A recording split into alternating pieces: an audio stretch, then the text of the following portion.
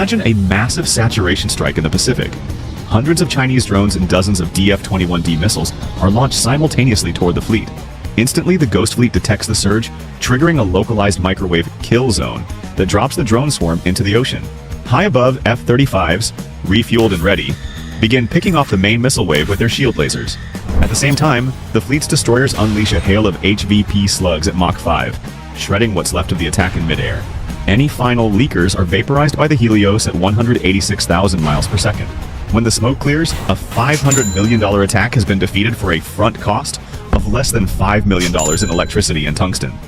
The US Navy didn't just win the battle, they just bankrupted the enemy without even turning on their main radars.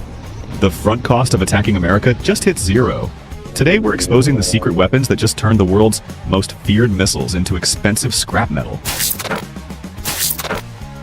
The missile wall. If the aircraft carrier is the heart of the fleet, the SM-6 is its sharpened teeth. But don't think of this as just another missile. This is a 3,300-pound stratospheric hunter, featuring a massive 21-inch rocket motor. This booster isn't just for show.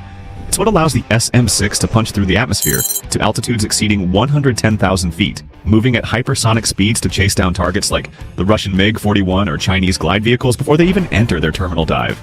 But a hunter is nothing without its eyes. Enter the SPY-6. This isn't just a radar, it's a massive upgrade in physics.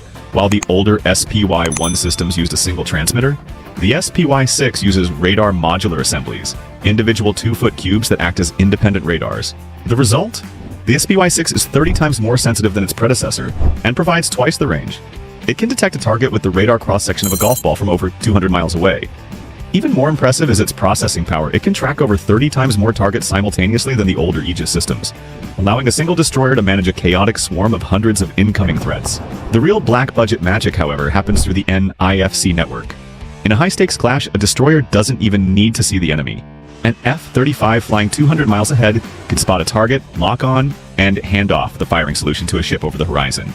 The destroyer launches the SM-6, and the F-35 guides it to the kill via an encrypted data link. Electromagnetic death. In 2021, the world thought the US Navy had failed. After 15 years and $500 million, they shelved the electromagnetic railgun, claiming the barrels melted after just a few dozen shots. But the Pentagon didn't kill the project, they stripped it for parts. They took the magic bullet of the hypervelocity projectile and pulled off the greatest tactical pivot in naval history.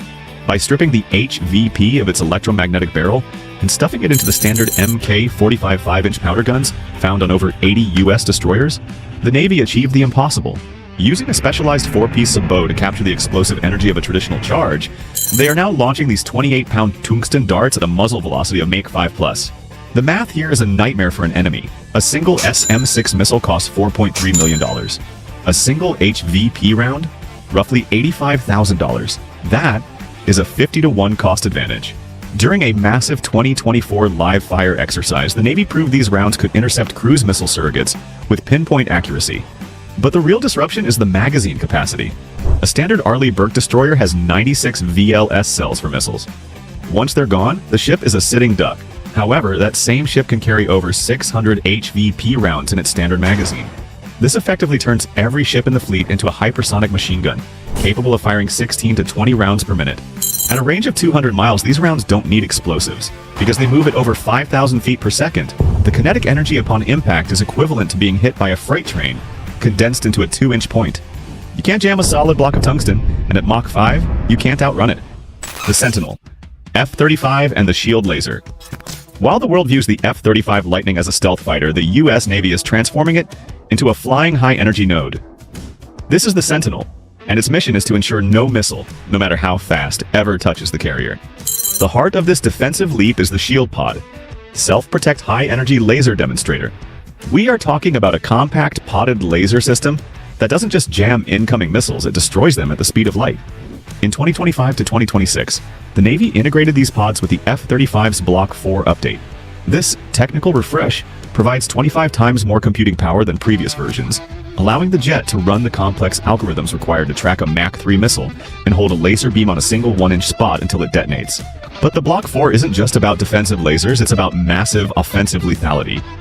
Thanks to the Sidekick internal rack upgrade, the F-35 can now carry 6 internal AIM 120 AMRAAM missiles instead of 4. increasing its stealthy air-to-air capacity by 50%.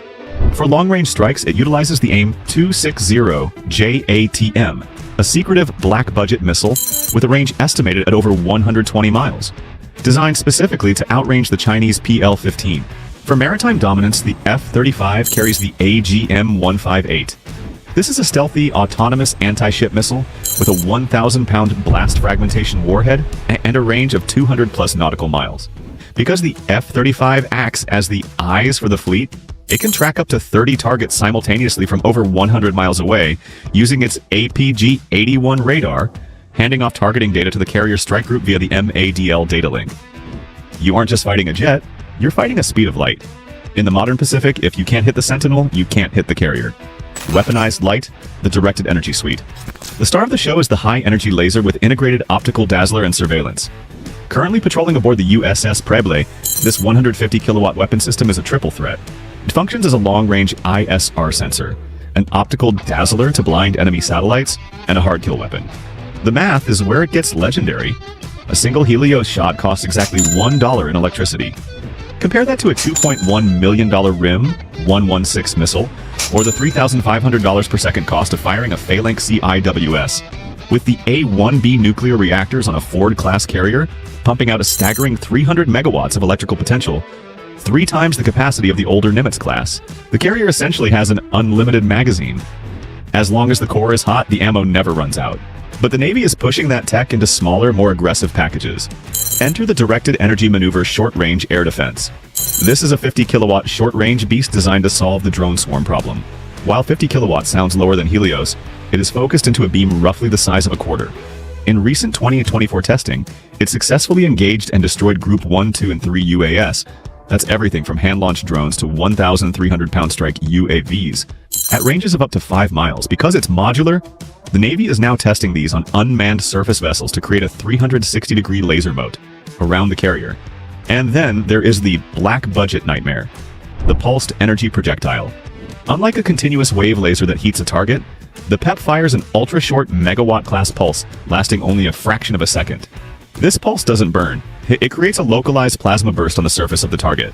This plasma creates an electromagnetic pulse that fries internal circuits instantly and generates a kinetic shockwave equivalent to being hit by a flashbang grenade at point-blank range.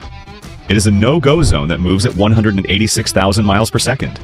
In the era of weaponized light, the enemy's speed becomes a moot point, because you simply cannot outrun the sun. Drone Warfare 2.0, the robotic frontier. Leading the charge is the MQ-25 Stingray, a $150 million stealth drone that has fundamentally broken the carrier's limitations. By offloading 15,000 pounds of fuel to the F-35 fleet mid-flight, the Stingray effectively doubles the carrier's strike range to over 1,000 miles. But its true value is economic. It frees up manned fighters for combat, turning every carrier deck into an all-day strike platform. China, however, isn't sitting still. They are betting heavily on loyal wingman concepts like the GJ-11 Sharp Sword, a stealthy UCAV designed to penetrate the carrier's outer defenses. But while China is focusing on the stealth strike of individual drones, the US is focusing on the combat cloud. Enter the Ghost Fleet Overlord, autonomous ships that act as forward-deployed sensor nodes and missile sponges. These unmanned vessels push hundreds of miles ahead of the carrier, using high-power microwave weapons to fry incoming Chinese drone swarms before they even see the fleet. The gap here is in the software. While Chinese drones like the Winglong 3 are lethal, the US Navy's Collaborative Combat Aircraft program is building drones that can think for themselves, sharing data across the entire fleet in milliseconds. In this new robotic frontier, the winner isn't the side with the most drones. It's the side with the most intelligent network. The US is betting that a single self-thinking machine is worth more than 1,000 dumb ones. China launches a $5 million missile. The US answers with $5 worth of laser and metal. That's not balanced, that's a warning. These weapons don't just intercept, they rewrite the rules mid-flight. Hit subscribe, and we'll keep showing you the tech that flips the battlefield before it even starts.